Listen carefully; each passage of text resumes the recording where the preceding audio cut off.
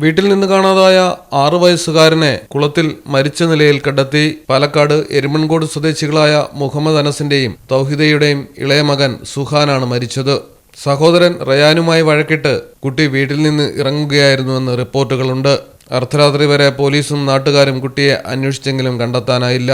ഇന്ന് രാവിലെ fire and rescue സംഘത്തിന്റെ സഹായത്തോടെ പോലീസ് തിരച്ചിൽ പുനരാരംഭിക്കുകയും സമീപത്തുള്ള ജലാശയങ്ങളിൽ പരിശോധിക്കുകയും ചെയ്തു.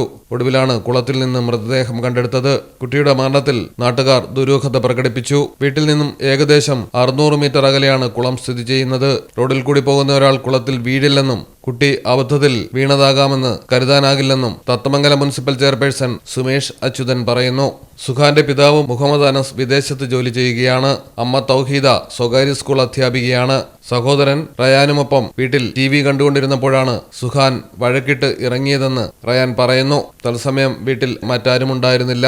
മലയാളം ടെലിവിഷൻ, പാലക്കാട്. പത്തരമാറ്റ തിളക്കത്തോടെ 10 വർഷമായി പവൻ ഗോൾഡിൽ ആദ്യ കാതുകുത്ത് തികച്ചും സൗജന്യമാണ്. മാത്രമല്ല പരിചയസമ്പന്നരായ ലേഡി സ്റ്റാഫുകളാണ് നിങ്ങളുടെ കുഞ്ഞുങ്ങൾക്ക് കാതുകുത്തുന്നത്. പവൻ ഗോൾഡ്, തിരൂർ.